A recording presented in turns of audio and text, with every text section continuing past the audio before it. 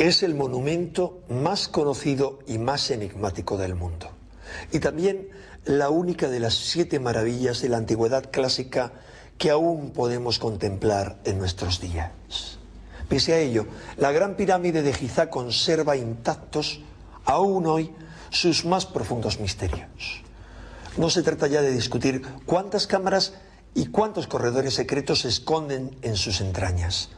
Tampoco me estoy refiriendo a la tecnología excepcional que se utilizó en la construcción de esta compleja mole pétrea. Ni siquiera a los asombrosos conocimientos astronómicos, matemáticos y de otro tipo que ocultan la ubicación y las dimensiones de este asombroso edificio.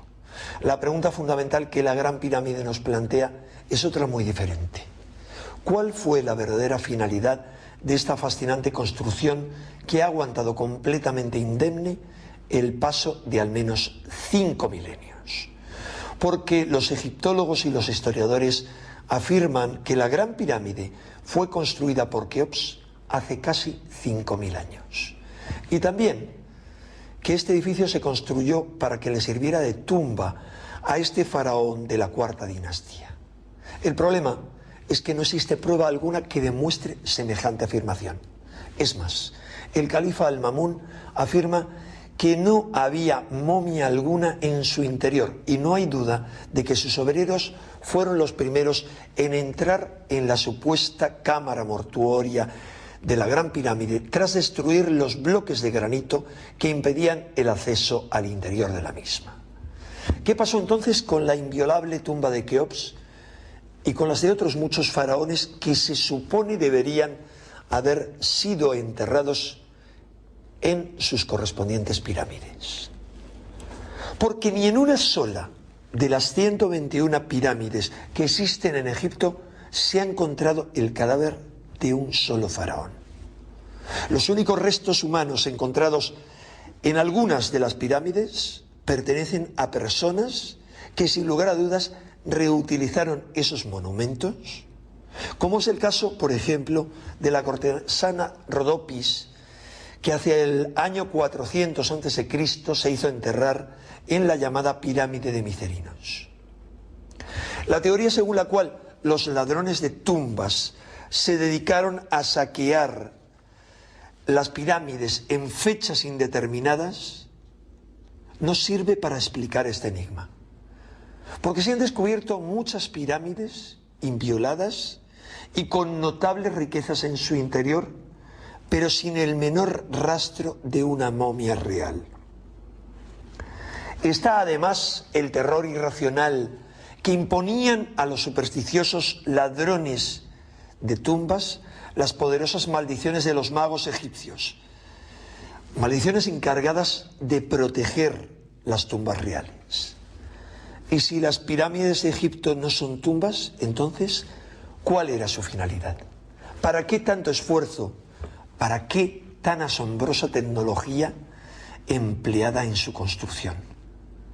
¿Para qué tanto despilfarro de tiempo, de materiales, de ciencia?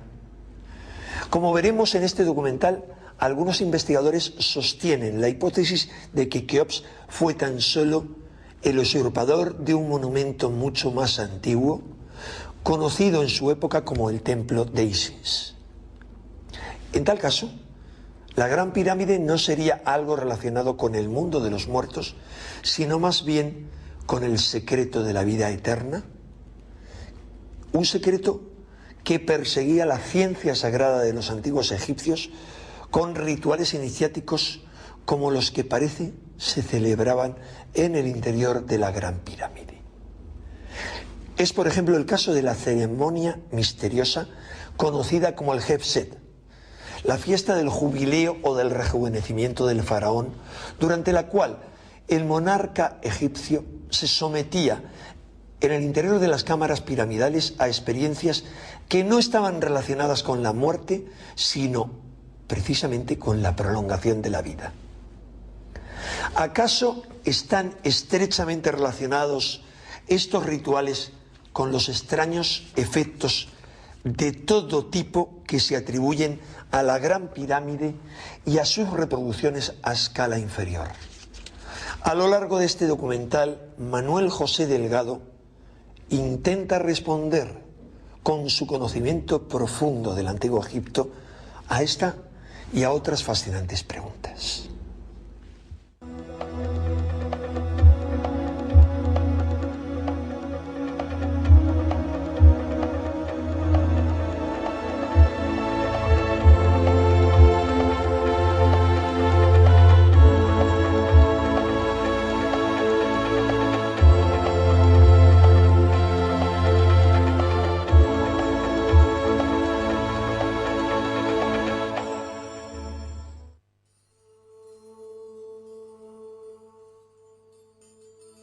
Aquí están, desde siempre. Son los monumentos más conocidos del mundo y posiblemente los menos entendidos. Hoy constituyen un centro de reunión para los egipcios, que buscan en su cercanía una escapada a la caótica vida entre coches y edificios de El Cairo.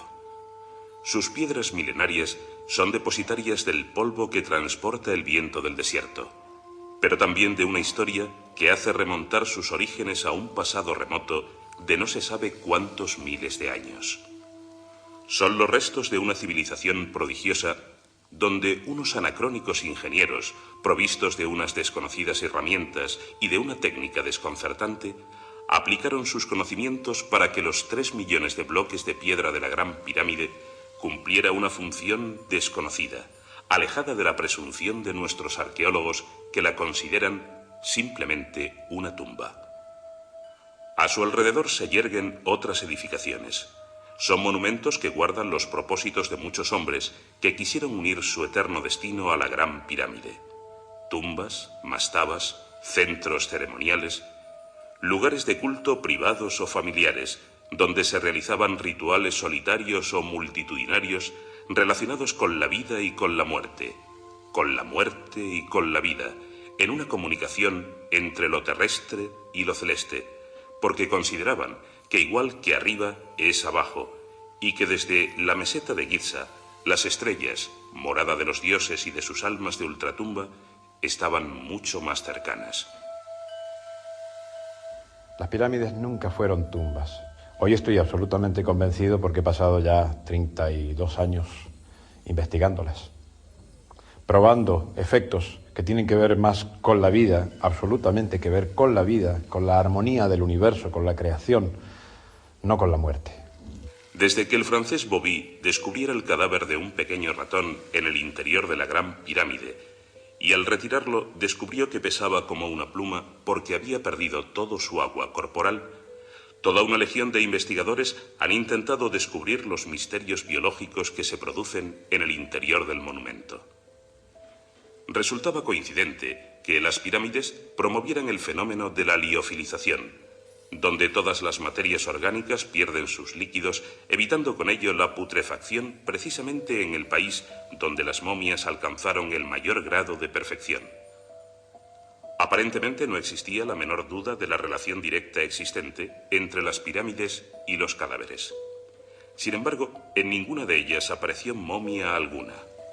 Los violadores de tumbas parecían ser los responsables de tal ausencia de cadáveres en las cámaras sepulcrales, hasta que en el año 1956 el arqueólogo egipcio Zacarías Goneim descubrió los sellos intactos de la entrada a la pirámide de Sekhemkhet, en Saqqara, faraón de la sexta dinastía. Sobre el supuesto sarcófago, un ramo de flores indicaba la emoción depositada por los familiares del difunto. A su alrededor, joyas de oro certificaban que el lugar no había sido profanado por los ladrones. Pero la sorpresa dejó atónitos a los presentes cuando, tras desplazar la tapa del sarcófago, su interior se encontraba absolutamente vacío. Los efectos son muy prácticos. En el sentido terapéutico es donde más se están utilizando. En Cuba existen en este momento más de 100 médicos. El pionero principal en esto de piramidoterapia es el doctor Ulises Sosa Salinas. Su libro está gratuito, se puede bajar de una web, es cuestión de buscar. En Cuba hay más de 100 médicos, Esta eminencia, que es el doctor Ulises Sosa Salinas, ya está creando escuela en otros países, en Bélgica, en Holanda, en Alemania, en Rusia, a pesar de las oposiciones que hay por muchos intereses económicos y académicos. Igual los médicos siguen haciendo lo suyo. Esto ya es imparable. Ya hay miles de personas que duermen en pirámides.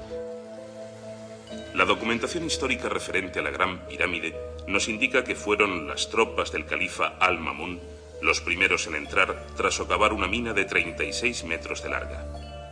Desde allí encontraron la subida por el canal ascendente para llegar a la Gran Galería, la obra magna de la ingeniería pétrea mundial, el camino majestuoso que les llevaría a cumplir sus sueños de gloria y a llenar sus bolsillos con todo tipo de riquezas materiales. El constructor del monumento, que había esclavizado a su pueblo para levantar 3 millones de bloques de piedra, debía haber sido enterrado con tesoros inimaginables. Los árabes recorrieron esos últimos metros presos de la ansiedad de ser protagonistas de la historia, de ser los primeros en miles de años en encontrar el cadáver de un monarca egipcio. Tras romper los tapones de granito que salvaguardaban el paso a la cámara del rey, su sarcófago, el único elemento decorativo de tan desnudo interior, se encontraba relleno tan solo de aire milenario. Las momias parecían jugar al escondite precisamente en el lugar donde debían encontrarse. De lo que no se percataron los árabes, y lo que es peor, ni siquiera nuestros arqueólogos modernos, es que la obra no podía ser fruto de las pobres herramientas que poseemos de la cuarta dinastía. A nadie se le pasó por la cabeza valorar cómo tan solo con herramientas de cobre y sin conocer la rueda o la polea pudieron erigir un monumento que ocupa una superficie de 53.000 metros cuadrados y que su altura se corresponde con la de un edificio de 50 pisos. Y que además la tecnología empleada supone el uso de instrumentos ópticos de medida y de un manejo de la topografía, de la agrimensura, de la trigonometría y de incluso el conocimiento astronómico de las medidas, el peso y la distancia de los planetas de nuestro sistema solar en sus órbitas alrededor del Sol. Todos los bloques de pasadizos y cámaras estaban unidos en íntimo contacto para que nada que se produjera en su interior saliera afuera, para que todo lo de fuera no penetrara en su interior. ¿Por qué tenía que ser la pirámide hermética? Ni arquitectos, ni constructores, ni ingenieros, ni físicos, ni geobiólogos pueden aceptar ni comprender los porqués de estas teorías que todavía se siguen enseñando respecto a las pirámides como tumbas. Son absolutamente absurdas. Es una obra de ingeniería, y una obra de ingeniería no puede ser entendida sin el auxilio de físicos, de ingenieros. Yo creo que el grave problema que tiene la arqueología es que los arqueólogos se creen que lo saben todo y que sus descubrimientos, el hecho de ser los primeros en alcanzar una cámara o un pasadizo o un descubrimiento, lo que sea, les da derecho a decir lo que es. Y eso es un grave error. Es una ciencia que no se basa en la multidisciplinaridad que debería para poder comprender estas cosas. La Gran Pirámide poseía elementos constructivos alejados de las otras pirámides egipcias, como la que estamos viendo, la pirámide de Unas. Pero todas estas pistas que apuntaban a que la tumba fuera algo más que un simple amontonamiento de bloques nunca fueron tenidos en cuenta. Pero los bloques de piedra, tan pulcramente cincelados y colocados con precisión milimétrica, no pasaron desapercibidos para ingenieros y arquitectos, que sospecharon que los propósitos de la pirámide eran muy distintos a los que los historiadores proponían.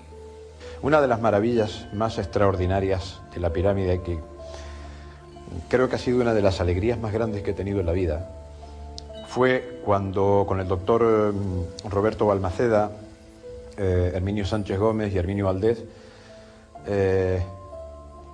se descubrió que la pirámide es una representación a macroescala de la molécula de agua. Ahí está uno de los misterios más extraordinarios ya resueltos.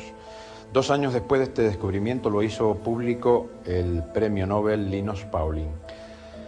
Esto para nosotros representó no sabíamos muchas cosas hasta unos años después, pero representó el hecho de decir, bueno, para que los egipcios hubieran hecho la pirámide exactamente con estas medidas, con estas proporciones, deberían haber tenido microscopio de barrido electrónico, deberían haber tenido, o como nosotros, una cámara de medición de neutrinos por conteo de pasaje magnético, o sea, una tecnología muy sofisticada, o deberían haber tenido unos conocimientos matemáticos tan trascendentes como los de Herminio Valdés, que fue el matemático auxiliar del equipo, quien realmente hizo el descubrimiento, porque los físicos no entendían un fenómeno porque no les cuadraba matemáticamente. Bueno, pues el matemático fue el que se dio cuenta que había una anomalía y que posiblemente la estructura del agua no sería un H2O, sino 5H2O.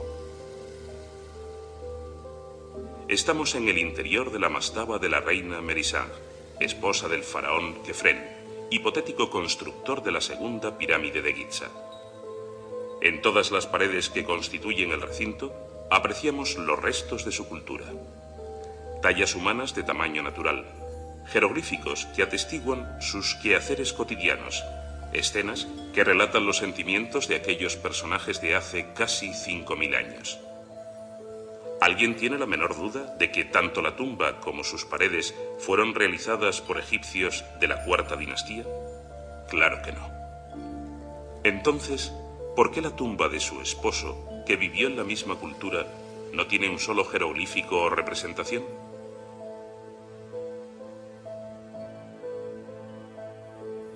¿Fue este tanque realmente su sepultura?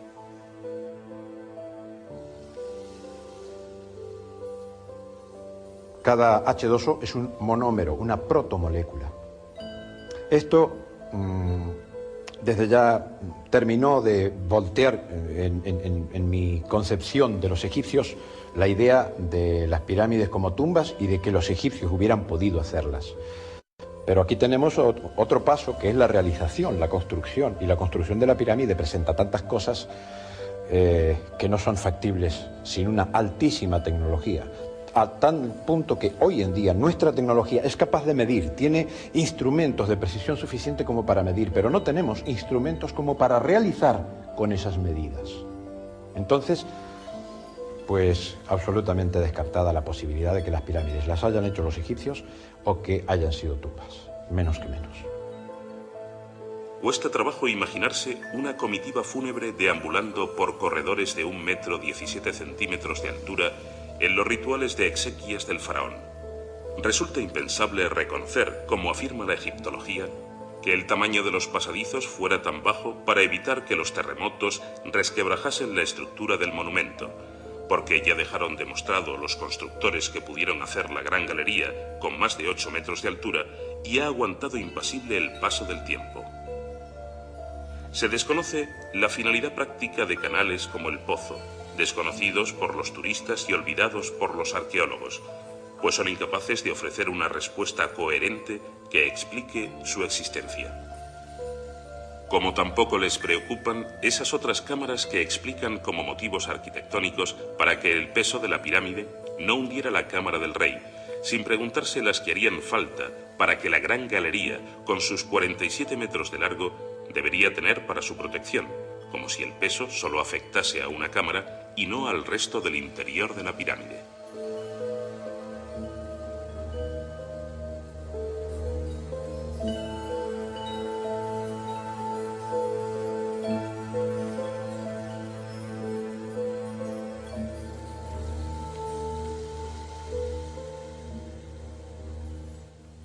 Frente a los oficialistas que definen la teoría de la pirámide tumba, están los que mantienen la hipótesis de la pirámide máquina.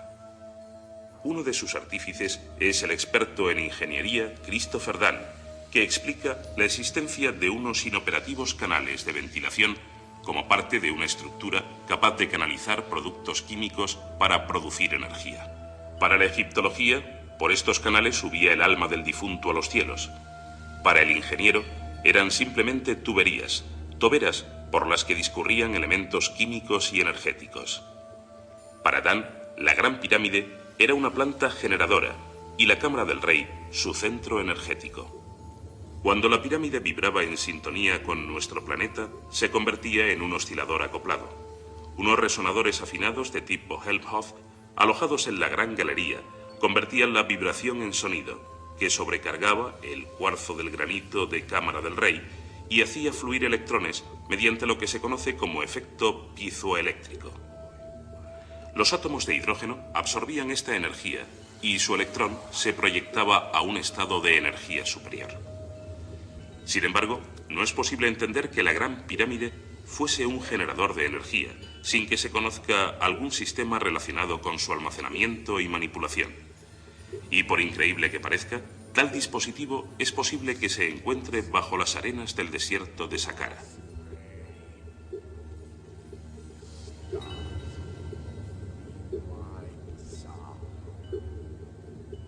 Un cartel así lo atestigua. El Serapeum es un recinto que empezó a construirse en la dinastía XVIII y finalizó en época tolemaica, por lo que la obra duró cerca de 1400 años. Nuestras cámaras pudieron visitarlo antes de que fuera cerrado al público debido al peligro de derrumbes. Resulta sobrecogedor. El recorrido por sus interminables túneles, en el más profundo de los silencios, se constituye en la más absoluta invitación al reino del misterio.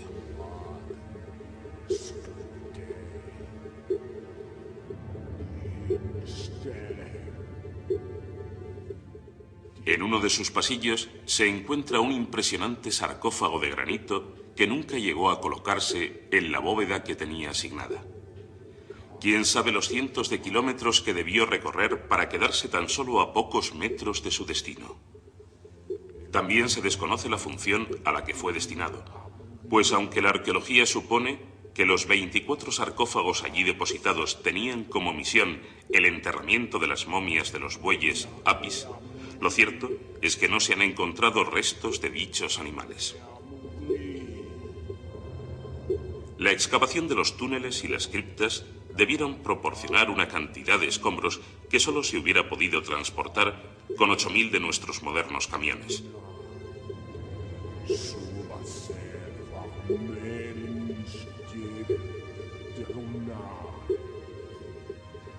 Y tanto el trazado de sus túneles como el diseño de las criptas obedecen a un plan acústico buscado por los constructores para un fin más relacionado con la ciencia ficción que con la historia de nuestros antepasados. Hoy, las piedras de los muros y de los sarcófagos se funden con el polvo que el tiempo ha ido depositando en cada arista. El interior de algunos de ellos fue incluso utilizado como contenedor de basuras, dando la impresión de que dentro de estos cajones pétreos existió alguna vez algo distinto al más solemne de los vacíos. Porque lo que es cierto es que su interior no fue diseñado para salvaguardar nada, como pudo comprobarlo Mariette, el descubridor del complejo. Uno de los sarcófagos lleva su firma en forma de cicatrices producidas por la dinamita que el eminente egiptólogo utilizó como único medio para poder separar la tapa del sarcófago, unida por pez.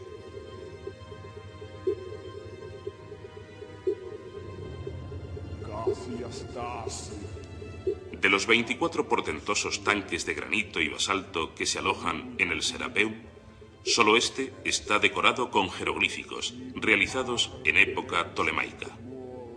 La tenue incisión de la escritura nos indica que fue trazada apresuradamente y en época posterior a su construcción.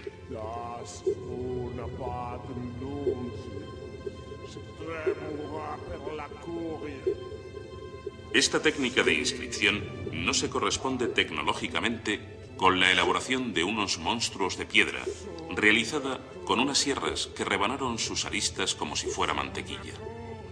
Por el contrario, los jeroglíficos están horadados por la percusión de un diminuto cincel. Los cartuchos, que aparecen carentes del nombre del monarca, también nos proponen una finalidad distinta a su original destino, porque la escritura no habla ni de bueyes Apis, ni de entierros de personas, ni de liturgias para celebrar la vida o conmemorar la muerte. Nadie sabe desde cuándo están estos sarcófagos aquí. Lo que sí sabemos es que el propio Ramsés II encargó a uno de sus hijos, Yanguas, el mantenimiento y cuidados del recinto, por lo que podemos considerar que es mucho más antiguo de lo que se supone.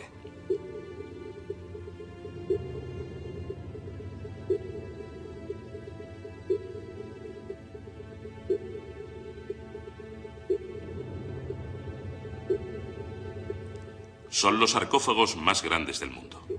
Algunos se elevan del suelo más de 3 metros. Los más grandes llegan a medir 4 metros de largo por 2,5 de ancho, con un peso de 70 toneladas de piedra. 15 personas cabrían perfectamente en su interior. Si aquello no es el cementerio de una raza de titanes, seguro que fueron gigantes sus constructores.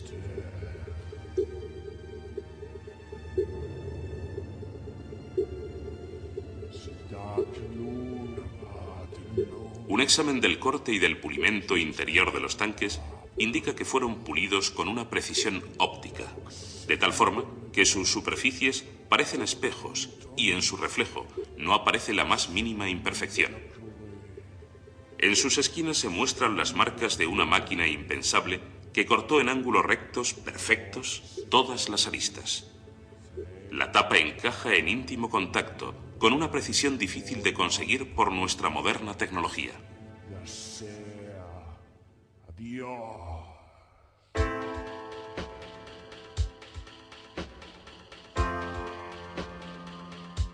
Y aún aguardan sorpresas mucho más comprometedoras. En las superficies exteriores se aprecian cortes en la piedra un tanto irregulares. Los egipcios, tan amantes de la simetría perfecta, cortaron sin motivo aparente algunas lonchas de piedra, dejando a la posteridad los únicos elementos irregulares que se hallan en el país del Nilo. Pero lo que es más extraño, tanto en la tapa como en el tanque, se aprecian unas sospechosas incisiones circulares. Su estudio dictamina que fueron realizadas por máquinas, unas perforadoras que dejaron en la piedra unas cavidades que van desde los 10 centímetros a los 60, con una limpieza y perfección que asusta. Estas marcas están colocadas sin orden y surgen solo en ciertas partes de algunos sarcófagos. Su función no es decorativa, ya que ningún elemento de este tipo aparece ni en las galerías, ni en las criptas, ni en los tanques. Si estas moles de piedra tuvieron alguna vez una funcionalidad técnica apartada del carácter religioso que parecen representar, esos orificios debieron servir para un propósito determinado. En motores como los que mueven nuestros vehículos, los mecánicos practican a veces una técnica consistente en el equilibrado de las piezas. Para evitar vibraciones, tanto en las bielas como en los pistones u otros elementos móviles del motor, deben pesar lo mismo. Por ello, toman como referencia la pieza que pese menos, y a las restantes les hacen unas perforaciones para rebajarles el peso que les sobra. Tanto en el bloque del motor como en el cigüeñal, también se realizan perforaciones para evitar que en su movimiento o su giro se produzca el efecto peonza. Con los taladros se consigue equilibrar el peso en todos los elementos del motor. Es la técnica contraria al equilibrado de las ruedas, a las que se añade una pieza de plomo en la parte de menos peso, mientras que en el motor se quita un trozo de la parte más pesada. Esta técnica para nosotros es habitual. Pero, ¿y en el antiguo Egipto? El que las perforaciones en los sarcófagos de Serapeum tuvieran como fin el equilibrado produce escalofríos, porque habría que imaginarse a estas moles en movimiento. Sin embargo, curiosamente, muchas de ellas están encajadas en el suelo. Con 70 toneladas de peso, resulta difícil que se desplacen, y sin embargo, las han clavado, como en el caso del sarcófago de la pirámide atribuida a Kefren. Y más impensable es evaluar la energía y la mecánica necesarias para dotar a estos gigantes de la fuerza necesaria para su vibración, así como imaginar el posible propósito de tal hazaña. Una energía de extraña índole producida por elementos geométricos, capaz de transmitirse sin cables, que puede ser receptora en espacios no conductores y que puede alterar tanto la materia como otros planos más sutiles. Pero esto es otra ciencia no comprendida por la nuestra, que no entiende ni podrá explicar nunca cómo se realizaron las proezas arquitectónicas de las que Egipto está plagado, aunque su procedencia no sea precisamente egipcia. Son los monumentos de difícil catalogación, carentes de jeroglíficos y que presentan unos avances tecnológicos anacrónicos imposibles para una cultura del cobre, que desestabilizaban la historia escrita y que hace preguntarnos por el origen de tan fascinante civilización. Estamos ahora en el templo de Abidos, al norte de Luxor. En un frontis de la primera sala hipóstila aparecen unas representaciones increíbles que despiertan la fantasía de cualquier investigador de los misterios, porque las siluetas de los relieves parecen representar, sin género de dudas, un helicóptero, un carro de combate, un prototipo de submarino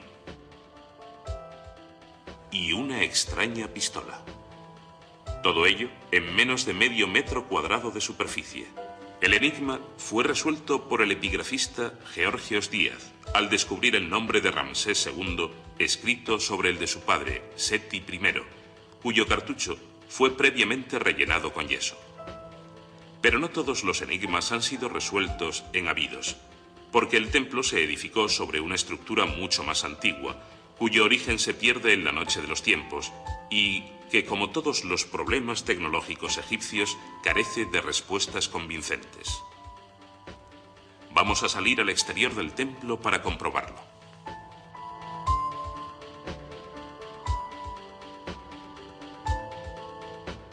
El Osirión de Abidos es, según la religión egipcia, el lugar donde fue enterrada la cabeza de Osiris después de su desmembramiento por parte de su hermano Set, que repartió las 14 partes de su cuerpo a lo largo del Nilo.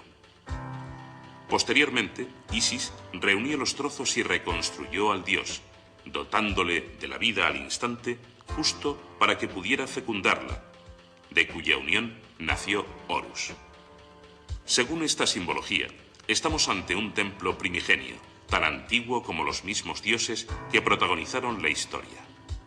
Un templo espectacular precisamente por su sobriedad, porque carece de atributos faraónicos, porque no tiene inscripciones, relieves y jeroglíficos, porque está construido con bloques de 60 toneladas de peso, pulidos con calidad óptica, y porque entre la junta de los bloques podemos adivinar una técnica constructiva que no es egipcia.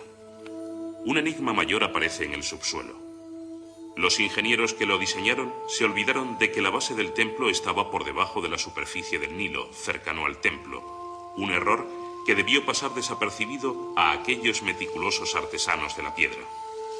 La explicación a tal despropósito la aporta el investigador Andrew Thomas, que mantiene la hipótesis de que el Nilo es un canal artificial relativamente moderno, cuyas aguas fueron canalizadas a su actual cauce, dejando por ello la zona del Sáhara desertizada. Tal acción premeditada debió ocurrir después de que el Osirión de Abidos fuera erigido por una civilización anterior a la egipcia, con lo que su antigüedad debe remontarse algunos miles de años a la propia cultura faraónica. Solo así es posible explicar que la tecnología constructiva difiera de la egipcia, como podemos apreciar en otros lugares de Egipto. Monumentos que los primeros egipcios que recorrieron el valle del Nilo ya encontraron edificados. Y curiosamente es la misma técnica que encontramos en otras culturas, tan distantes como las americanas o asiática, como si una civilización anterior hubiera recorrido el planeta dejando muestras en piedra de sus propósitos. Cuzco, Sacsayhuamán, Ollantaytambo, Mohenjo-Daro, Yatusas, Isla de Pascua, Egipto, bloques multiangulares unidos en íntimo contacto con malformaciones y abultamientos en su superficie, carentes de escritura y camuflados en culturas posteriores que los adoptaron como propios, y que también se fijaron en la forma piramidal para que les sirviera como un vínculo con el más allá, y quién sabe si también con las energías que produce. La forma piramidal es un paso en la evolución de la conciencia del hombre. Nosotros tenemos que salir de la mentalidad del cubo que es la mentalidad cuadrada, y dejar el cuadrado solo para la base de la pirámide, pero nuestra concepción espacial tiende a ser piramidal en la medida que vamos descubriendo que el líquido más vital que existe en el universo es el agua y que sus moléculas son pirámides de 52 grados de inclinación. Es decir, estamos hablando de la conciencia del hombre y del líquido más vital que existe en el universo. No es extraño que en otros planetas hayan pirámides. Yo creo que toda civilización trascendente, avanzada, tiene que llegar en algún momento a descubrir estas cosas y luego aplicarlas consigo mismo, lógicamente, como la rueda. Es tan importante el descubrimiento de las cosas de la pirámide como fue el descubrimiento de la rueda. Según la arqueología oficial, la meseta de Giza es un cúmulo de restos arquitectónicos colocados al azar, siguiendo las instrucciones individuales de nobles y monarcas. Cada personaje, desde la cuarta dinastía hasta la época tolemaica, eligió la zona libre que iba quedando después de sus antecesores para elevar su pirámide o su mastaba. Sin embargo, los estudios arquitectónicos realizados por Mark Lechner al frente del equipo de la Universidad de Chicago indica que las tres grandes pirámides atribuidas a los faraones Keops, Kefren y Micerinos siguieron un plan preciso para su ubicación en el terreno, llamando a todo el conjunto el Plan Unificado de la Meseta de Giza. Investigadores como Robert Bauval han descubierto la relación existente entre dichas pirámides y las estrellas del cinturón de Orión, en clara simbología entre el país del Nilo y las regiones celestes gobernadas por Osiris.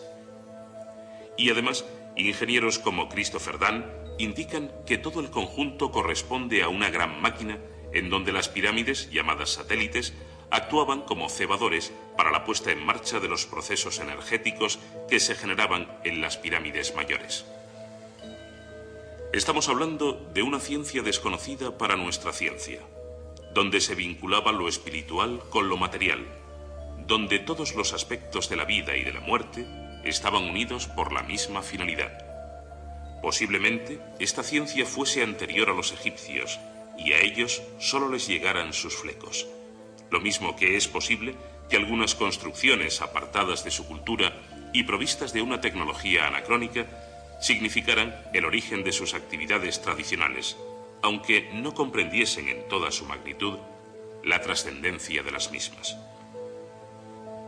Muchos objetos técnicos y algunas prácticas que tuvieron que ver con la técnica pasaron a ser el centro de sus rituales y convertirse en meros talismanes mágicos, perdiendo así su carácter de instrumentos científicos.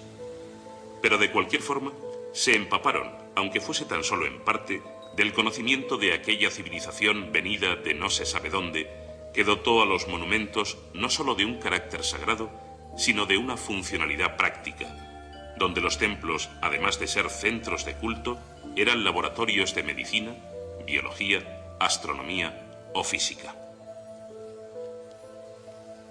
Son estos los monumentos repartidos por todo el mundo que tienen una arquitectura similar, como el templo de la Esfinge de Giza que estamos contemplando. Sus bloques multiangulares se unen con precisión milimétrica, de igual forma que vimos con el Osirión, aunque esta técnica no es luego visible en otras partes de Egipto, en construcciones realizadas por los antiguos egipcios.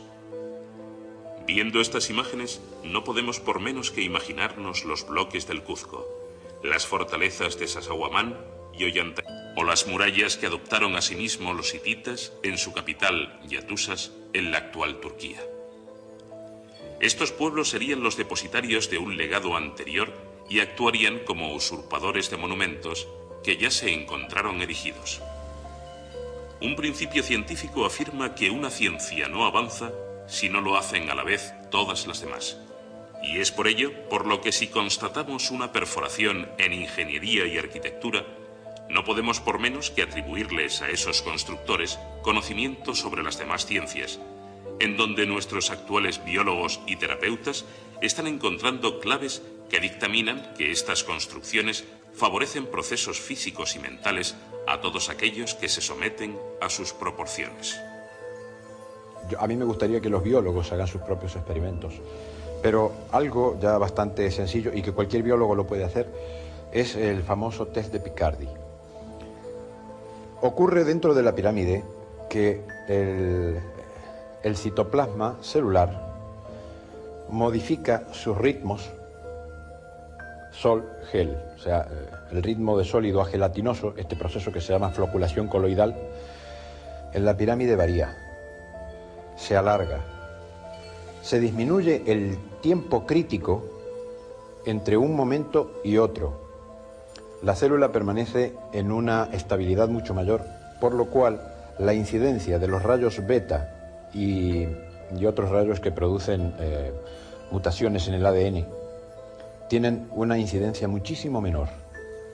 Es decir, que este proceso, además de alargar la vida celular, porque al alargar el ciclo sol-gel se alarga el ciclo vital de la célula vive mucho más. De hecho, lo probamos con unas moscas. Bueno, mosca Zephyrus es una variedad rara que no es propiamente mosca, yo creo que está mal clasificada porque produce una miel, es un insecto que tiene más costumbres de abeja, vive 15 días, nosotros la primera camada duró promedio 25 días y la segunda camada algunos 29 días y creo que una llegó a 30 días. Luego ya no continuamos el experimento, pero veíamos una progresión en base a la cual un simple insecto, pues que tiene unos ritmos muy concretos de desarrollo y de vitalidad, pues llegó a duplicarlo. Si eso lo extrapolamos al ser humano, pues tendríamos que vivir 200 años. En contra de la hipótesis de la pirámide tumba, tenemos otros argumentos que pueden demostrar que en los complejos piramidales se hacían ceremonias más cercanas a la vida que a la muerte. Por ejemplo, en el complejo piramidal del faraón Zoser, en Saqqara, nos encontramos con lo que se llama el patio del Hebset. La arqueología dice que esta fiesta del jubileo o esta fiesta del rejuvenecimiento del faraón tenía como motivo que el monarca podía demostrar a su pueblo que todavía era joven, que todavía tenía vigor para dirigir los designios del país. Pero realmente tenían que ver las ceremonias, las liturgias o los procesos que allí existían con que los faraones tuvieran una longevidad mucho más larga que el índice de vida normal del pueblo.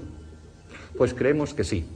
Y las pruebas las hemos sacado de unos experimentos que se realizaron en los laboratorios del italiano Giuseppe Picardi. Allí, utilizando unas probetas que contenían cloruro de bismuto, que es una especie de agua a la que se añade un poquito de anís con lo que se enturbia, el profesor lo que hacía era medir la precipitación de los coloides. Los coloides son varias sustancias líquidas que se mezclan y la precipitación coloidal precisamente consiste en la separación de estas sustancias. Por ejemplo, la leche es un coloide. Si la dejamos reposar, arriba se nos queda la nata, que es la parte más liviana, y abajo se nos quedaría el agua, que es la parte más pesada. Pues bien, lo que hacía el profesor Giuseppe Picardi era poner una batería de probetas y medir a lo largo de muchísimos años cuál era la precipitación de los coloides a lo largo de todos los días de un año. Con esto pudo descubrir varias cosas. Por ejemplo, los 11 años, el ciclo de 11 años de las manchas solares y también los ciclos biológicos de 3 años y medio y de 7 años, en lo que por supuesto todos los seres humanos nos encontramos inmersos. Pues bien, estas probetas, cuando fueron introducidas en algunas formas geométricas, como puede ser una semiesfera, como puede ser un cubo, y también, por supuesto, lo que es una pirámide, la precipitación de los coloides variaba. Dentro de una semiesfera, dentro de un cubo, dentro de una figura geométrica irregular o simplemente las probetas que él tenía como testigo en el laboratorio, siempre se cumplía que, por ejemplo, era de 10 minutos el tiempo de la precipitación. En cambio, las probetas que introdujo en una pirámide hecha a escala de la Gran Pirámide, esta cantidad de tiempo se multiplicó por 3, con lo cual esa precipitación coloidal fue de 30 minutos. Sabemos por la medicina que una gran importancia del envejecimiento que tenemos los seres humanos es precisamente producida por la precipitación de los coloides en las paredes de nuestras venas y de nuestras arterias. Los coloides, por supuesto, transportados por nuestra sangre. Si viviéramos dentro de una pirámide, es posible que alargásemos nuestra vida y también la calidad de ella. Y es posible que encontráramos una relación directa entre nuestra medicina, nuestra biología, nuestros procesos de bienestar con aquellas ceremonias que se producían hace 5.000 años en el Antiguo Egipto. Ya están siendo conocidas las teorías de Aubrey de Grey sobre los avances genéticos y todo lo que hay en este momento, porque es vocero de varios laboratorios y de varios científicos. Él asegura que en 20 o 30 años más vamos a tener una humanidad con posibilidad de vivir 1000 años. Tiene todo un fundamento científico muy completo y yo estoy totalmente de acuerdo. Y las pirámides sé que tienen una función fundamental en esto, porque pueden alargar la vida celular. No sé hasta dónde, pero de hecho, una persona que no puede ser enferma, afectada por bacterias, que no puede padecer reuma, por lo menos en las modalidades más graves del reuma, es posible que resuelva la mayoría de los problemas reumáticos porque regulariza la actividad de la pirámide, los líquidos orgánicos en general, a partir de un fenómeno que se llama simpatía magnética de la forma. Así como la pirámide tiene una estructura exactamente igual a la del agua, su campo magnético hace que todas las moléculas de agua se formen de la misma manera.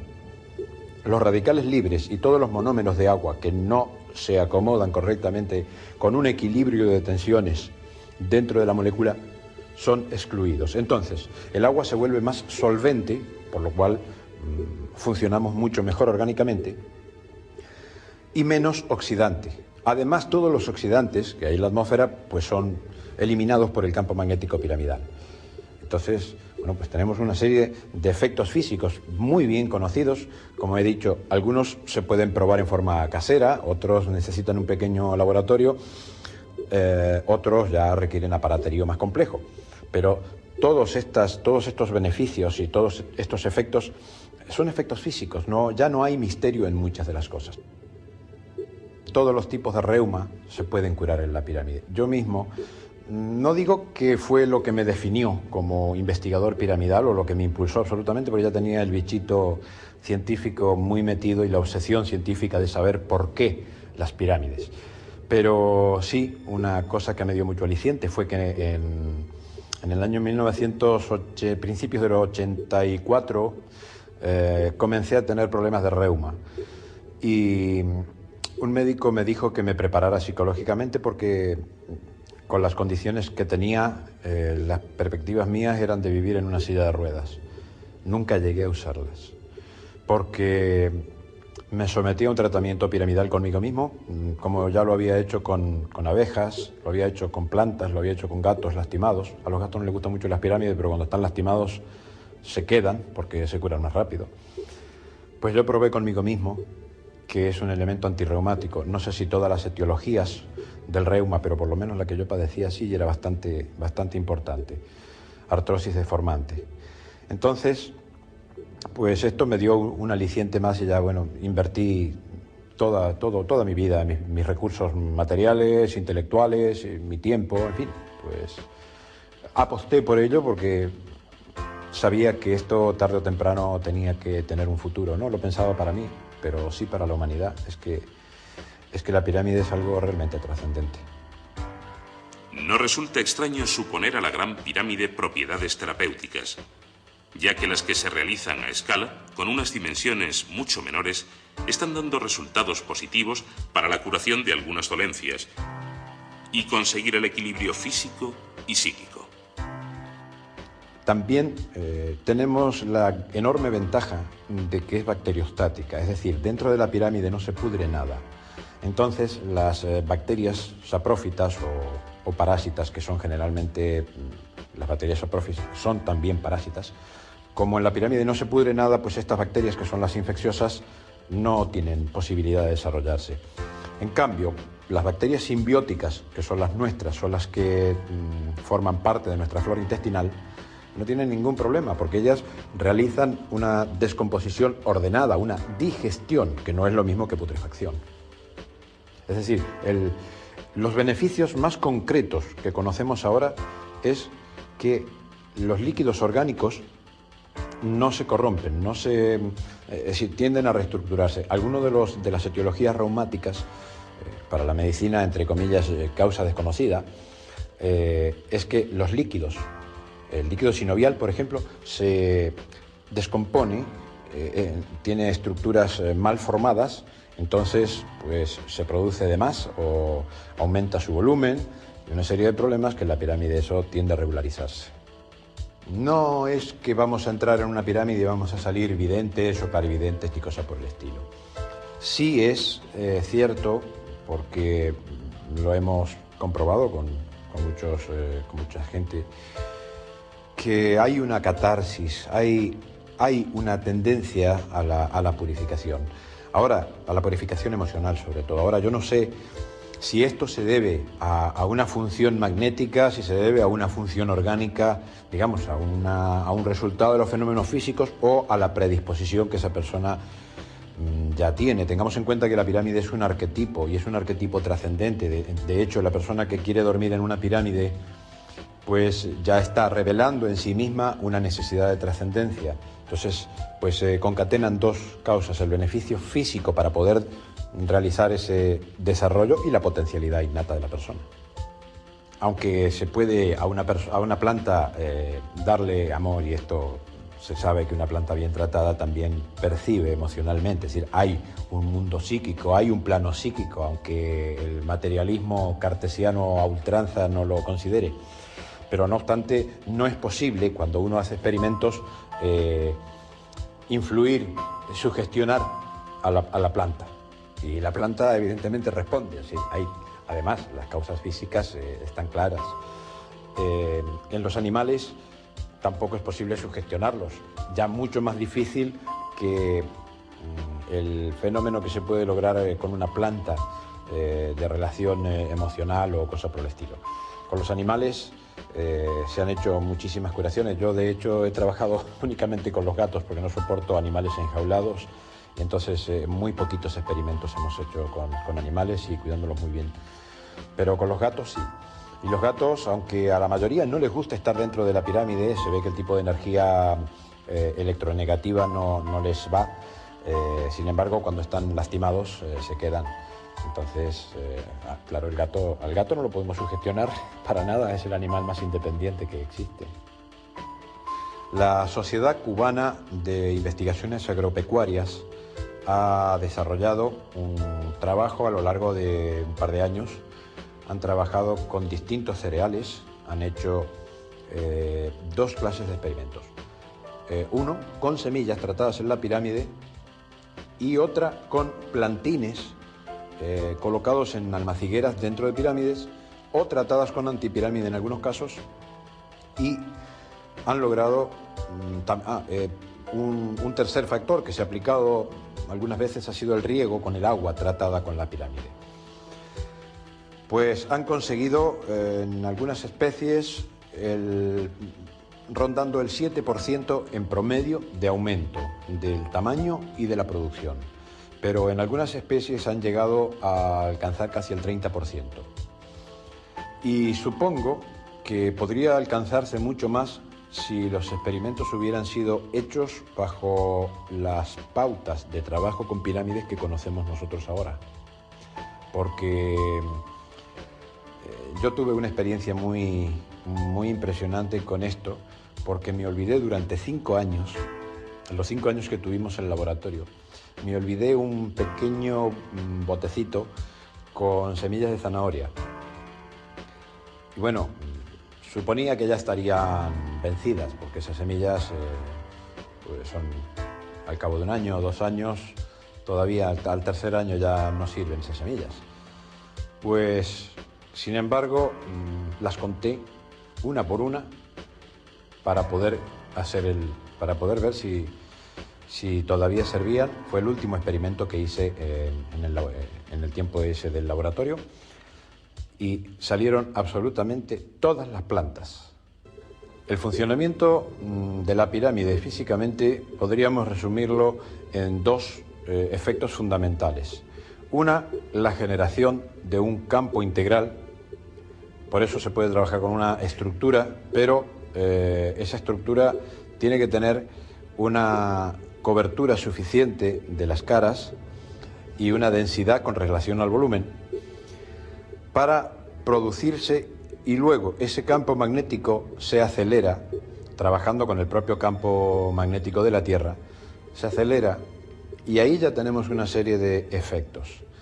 El segundo efecto es el de la acumulación de neutrinos, y ahí es donde tenemos una de las claves también fundamentales en cuanto a la armonización de las moléculas y a la reconstitución a nivel cuántico de algunas moléculas.